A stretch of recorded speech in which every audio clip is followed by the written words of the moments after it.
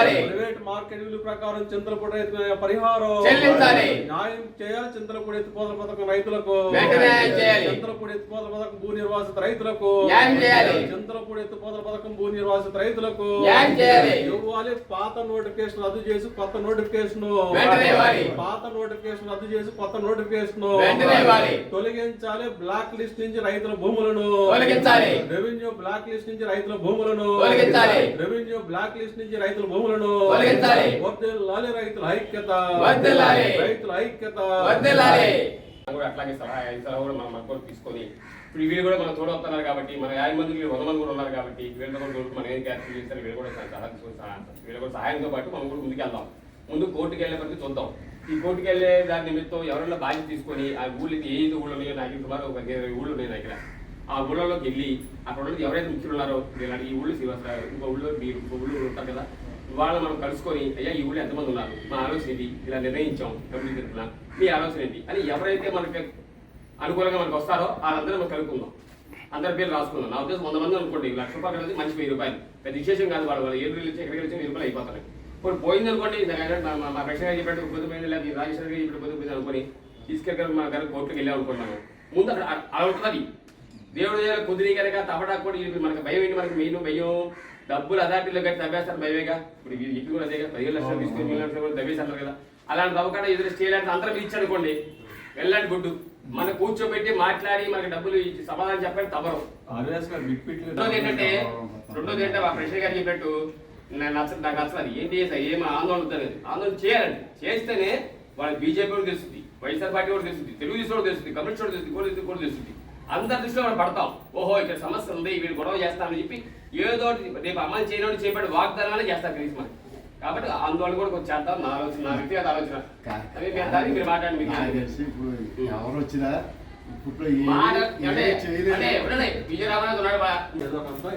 నడవాలి, ఏదో ఒక హామీని పొందాలి. లేకపోతే గవర్నమెంట్ ఎవరు వస్తే వాళ్ళ దగ్గర మనం వెళ్ళి అడిగేటట్టుగా మనం ఉండాలి. అందుకోసం దానికి ఆ పద్ధతిలో మనం చేయాల్సిన పరిస్థితి ఉంటుందని చెప్పేసి తెలియజేస్తూ రేపు 26వ తారీఖు ధర్నాన్ని జయప్రదం చేయాల్సిందిగా కోరుతా ఉన్నాం. వాయిస్ తీయండి సార్. ఇప్పుడు చాలే.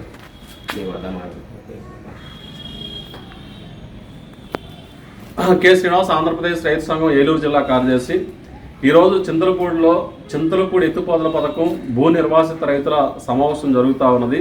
ప్రధానంగా చింతలపూడి ఎత్తిపోతల పథకంలో భూములు కోల్పోయిన భూ నిర్వాసిత రైతులకి పరిహారం అందించడంలో తీవ్ర అన్యాయం జరిగిన పరిస్థితి ఉన్నది. కాబట్టి మాకు న్యాయం చేయమని చెప్పేసి మరలా రైతులు ఉద్యమానికి సమాయత్తం అవుతా ఉన్నారు.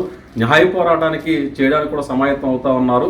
ప్రధానంగా 2013 భూసేకరణ చట్ట ప్రకారం ఇవాళ రైతులకి న్యాయమైన పరిహారం ఇవ్వకుండా వాళ్ళు మోసం చేసిన పరిస్థితి ఉన్నది. ఇవాళ ప్రైవేట్ మార్కెట్లో దాదాపు ₹1,00,000 అంటే ఎకరానికి 50-60 లక్షల రూపాయలు ఉన్న భూములకి 12 లక్షలు 13 లక్షలు ఇస్తామని చెప్పడంతో కూడా గత 7 సంవత్సరాలుగా పెద్ద ఎత్తున ఆందోళన చేస్తూ ఉన్నారు. 2016-17 ఇచ్చిన నోటిఫికేషన్లని ఈ రోజు కూడా ఆ నోటిఫికేషన్లు ఉంచి రైతులకు అన్యాయం చేసే పరిస్థితి కనబడతా ఉన్నది. రైతుల భూముల్ని రెవెన్యూ బ్లాక్ లిస్ట్లో పెట్టారు. దీనివల్ల ప్రభుత్వ పథకాలు రావడం లేదు. కుటుంబ అవసరాలు ఇచ్చే భూములు అమ్ముకోవడానికి కూడా సాధ్యం కాని పరిస్థితి ఉన్నది. ఆడపిల్లలు పెళ్లిళ్ళు చేయాలని చెప్పేసి భావించినా సరే ఇబ్బంది పడుతున్న పరిస్థితి కూడా కనపడతా ఉన్నది. మరి మా గోడు వినండి అని చెప్పేసి రైతులు అనేక సందర్భాల్లో చెప్పినా సరే అధికారులు కానీ ప్రభుత్వం కానీ ఇవాళ పెడచెవిని పెడుతున్న పరిస్థితి కనపడతా ఉన్నది. ఒకవైపు ఏమో చింతలపూడి ఎత్తిపోతల పథకం పూర్తి చేసి మెట్ట ప్రాంతానికి దాదాపు 4.5 లక్షల ఎకరాలకు నీళ్లు ఇవ్వాలని చెప్పేసి బయట ప్రజలు రైతులు కూడా డిమాండ్ చేస్తూ ఉన్నారు. మేము రైతు సంఘాలుగా కూడా డిమాండ్ చేస్తూ ఉన్నాం. మరి భూములకు ఇచ్చిన లేదా భూములు కోల్పోతున్నా త్యాగం చేస్తున్న భూ నిర్వాసిత యొక్క రైతుల యొక్క సమస్యలు పరిష్కారం చేయకుండా మరి ఆ రకంగా న్యాయమైన పరిహారం ఇవ్వకుండా బలవంతంగా భూములు లాక్కోవడం అనేది చాలా దుర్మార్గం అని చెప్పేసి కూడా మేము భావిస్తూ ఉన్నాం. కాబట్టి ఇప్పటికైనా ఇవాళ పాత నోటిఫికేషన్ రద్దు చేసి కొత్త నోటిఫికేషన్ ఇచ్చి ప్రైవేట్ మార్కెట్ విలువ ఆధారంగా రైతులకు పరిహారం చెల్లించి న్యాయం చేయాలని చెప్పేసి కూడా మేము ఈ రైతుల తరఫున రైతు సంఘంగా డిమాండ్ చేస్తూ ఉన్నాం. కాబట్టి అంతేకాకుండా ఏదైతే రెవెన్యూ రికార్డుల్లో ఈ భూములు బ్లాక్ లిస్ట్లో పెట్టారు ఆ బ్లాక్ లిస్ట్ నుంచి తొలగించాలని చెప్పేసి కూడా మేము కోరుతా ఉన్నాం. కాబట్టి ఈ సమస్యల మీద భవిష్యత్తులో ఆందోళన చేయాలని చెప్పేసి కూడా రైతులు భావించడం జరిగింది. రేపు 26వ తారీఖున ఎంఆర్ఓ కార్యాలయం ముందు కూడా మేము ధర్నా నిర్వహిస్తూ ఉన్నాం. కాబట్టి చింతలపూడి ఎత్తిపోతల పథకంలో భూములు కోల్పోతున్న రైతులందరూ కూడా ఈ ధర్నాలో పాల్గొవాల్సిందిగా విజ్ఞప్తి చేస్తూ ఉన్నాం. ఈ చింతలపూడి ఎత్తిపోతల భూ నిర్వాసుల సంఘం యొక్క రైతుడి దాదాపు 2009లో మొదలుపెట్టింది. ఇది దాదాపు 15 సంవత్సరాలు దాటిందండి చింతలపూడి ఎత్తిపోతల ప్రారంభించి. కానీ దురదృష్టవశాత్తు ఇప్పటి వరకు కూడా గత వచ్చిన 2 ప్రభుత్వాలు కూడా ఏమీ పట్టించుకోవడం గాలికి వదిలేశాయి.